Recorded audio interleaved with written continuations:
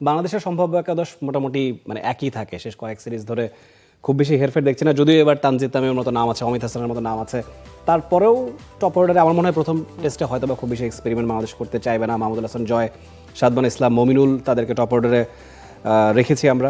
নাজমুল হোসেন শান্ত 4 নম্বরে খেলবেন, মুশফিকুর রহিম 5, লিটন দাস, মেহেদি মিরাজ, তার সঙ্গে স্পিনে জুটি বাঁধবেন তাইজুল ইসলাম, এবং 3 পেসার নাহিদ রানা, তাসকিন আহমেদ এবং শরীফুল ইসলাম। নাবিল কায়সার, তেমন কোনো পরিবর্তন আপনি দেখছেন কিনা, বা একাদশটা কেমন হয়েছে ওভারঅল? ধরুন এই জায়গাতে তানজিদ তামিমকে আপনি খেলাতে চান কিনা বা পারবেন কিনা, প্রথম টেস্টে আমি সেই সুযোগ দেখি না। সাদমান এবং জয় অনেকদিন ধরেই টেস্ট ফরম্যাটে নিজেদেরকে প্রমাণ করে এসেছেন, এবং Tanzid Tamim one day T20 specialist, তাকে টেস্টে হয়তো দলের সাথে বাজিয়ে দেখার একটা সম্ভাবনা তৈরি হয়েছে, সে কারণেই তাকে সুযোগটা দেওয়া হয়েছে। ট্রেডিংগুলো তিনি কেমন করেন, নেট সেশনগুলো কেমন করেন, সেটাই হয়তো টিম ম্যানেজমেন্ট দেখবে, বাট ইটস টু আর্লি যে তাকে অভিষেক করানো হবে এই ম্যাচে। Wow, so clean. ডায়লগস মানে ক্লিন, ক্লিন মানে ডায়লগস।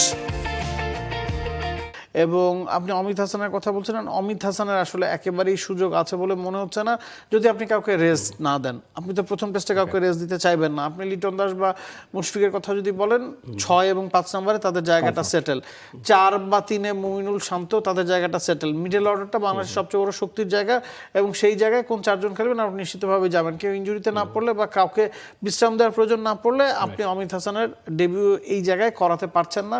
তানজিদ তামিমের ক্ষেত্রে একই কথা খাটে। 2 স্পিনার যদি আপনি খেলান, মিরাজ এবং তাইজুল অবশ্যই থাকছে। এখন কথা হচ্ছে আপনি 3 স্পিনার খেলাবেন নাকি 3 পেসার খেলাবেন।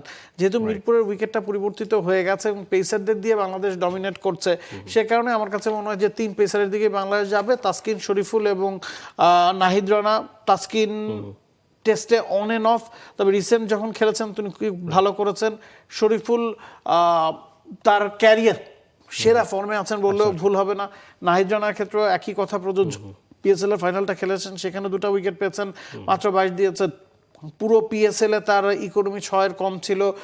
তো টি20 সাথে তো আর টেস্টের মিল নাই, তবে ভ্যারিয়েশন আছে বাংলাদেশের। 2জন পেসার রাইট হ্যান্ডেড, একজন পেসার লেফট হ্যান্ডেড, একজন রাইট আর্ম অফ স্পিনার, একজন লেফট আর্ম অফ স্পিনার।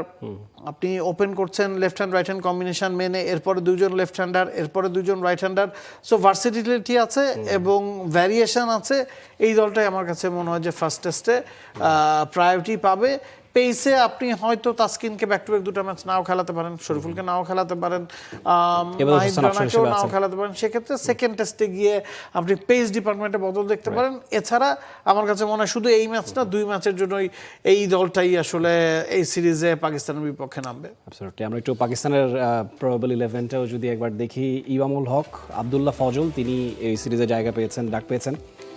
শান মাসুদ ক্যাপ্টেন হিসেবে তিনি আছেন এখনও, তার ক্যাপ্টেন্সি নিয়ে অনেক রকমের আলোচনা সমালোচনা ছিল। বাবর আজম, সাউদ শাকিল, মোহাম্মদ রিজওয়ান, সালমান আলী আঘা, সাজিদ খান, তার সঙ্গে স্পিনে নোমান আলী এবং পেসে শাহিন আফ্রিদি, মোহাম্মদ আব্বাস। যেই নতুন নাম বেশ কয়েকটা দেখা যাচ্ছিল, যেমন আবদুল্লাহ ফজলকে 11-এ রেখেছে। আগের সিরিজে আবদুল্লাহ শফিক ছিলেন, তিনি ভালো খেলেছিলেন। আবদুল্লাহ ফজল প্রেসিডেন্টস কাপে he was the leading run scorer, মানে পাকিস্তানের একটা ফার্স্ট ক্লাস টুর্নামেন্টে তিনি লিডিং রান স্কোরার হিসেবেই সম্ভাব্য একাদশে তিনি জায়গা করে নিয়েছেন। পাকিস্তানের এই দলটাতে কি আদৌ কোনো পরিবর্তন আছে? পাকিস্তানের ক্ষেত্রে আসলে ওই জায়গাটাতে আপনাকে ভাবতে হবে যে পাকিস্তান দলে আপনি 7 জন স্পেশালিস্ট ব্যাটসম্যানকে রাখছেন। সেক্ষেত্রে সালমান আলী আঘা 7-এ খেলছেন, তিনি অফ স্পিনটা করে দিতে পারবেন। নোমান আলী এবং সাজিদ খান, আরো 2জন স্পেশালিস্ট স্পিনার এই দলটাতে আছে। দ্যাট মিনস আপনার কাছে যদি আপনি 7 জন ব্যাটসম্যান খেলান, আপনার কাছে 2জন পেস বোলিং এর অপশন আছে, এবং 2জন পেস বোলারের মধ্যে শাহিন আফ্রিদি এবং মোহাম্মদ আব্বাসকে এগিয়ে রাখা হচ্ছে। খুররাম শাহজাদের অপশনও তাদের কাছে। খুররাম শাহজাদকে যদি আপনি খেলান, সেক্ষেত্রে সালমান আলী আঘাকে কি আপনি ড্রপ করবেন? সালমান আলী আঘা টি20-তে দলটার ক্যাপ্টেন্সি করেছেন, ওয়ানডেতে ক্যাপ্টেন্সি করেছেন, one of the finest player পাকিস্তানের। তাকে যদি আপনি ড্রপ না করেন, কাকে ড্রপ করবেন? রিজওয়ান উইকেট কিপার হিসেবে খেলছেন, গাজী গড়ির অপশন আছে, তবে রিজওয়ানের জায়গায় হয়তো গাজী গড়ির সুযোগ পাবেন না। সাউদ শাকিল প্রুভেন ক্রিকেটার, বাবর আজম, শান মাসুদ, তারা তো খেলবেনই। একমাত্র নতুন যার কথা বলছিলেন ফজল, তিনি ছাড়া এই দলটাতে আসলে খুব বেশি অদল বদলের জায়গা নাই। শান মাসুদকে দিয়ে তো আর আপনি ওপেন করাতে পারবেন না, বা বাবর আজমকে দিয়ে আপনি ওপেন করাতে পারবেন। তো ওপেনিংয়ে আপনাকে একজনকে রাখতেই হচ্ছে ইমামুল হকের সাথে। সেটা যখন আপনি করতে যাচ্ছেন তখন আপনাকে 2 পেসার নিয়ে খেলতে হবে। সেটা হয়তো তারা মিরপুরে করবে, সিলেটে হয়তো তারা 3 পেসারের দিকে যেতে পারে। সেক্ষেত্রে আমার কাছে মনে হয় তখনও একজন স্পিনার তারা কম খেলাবে।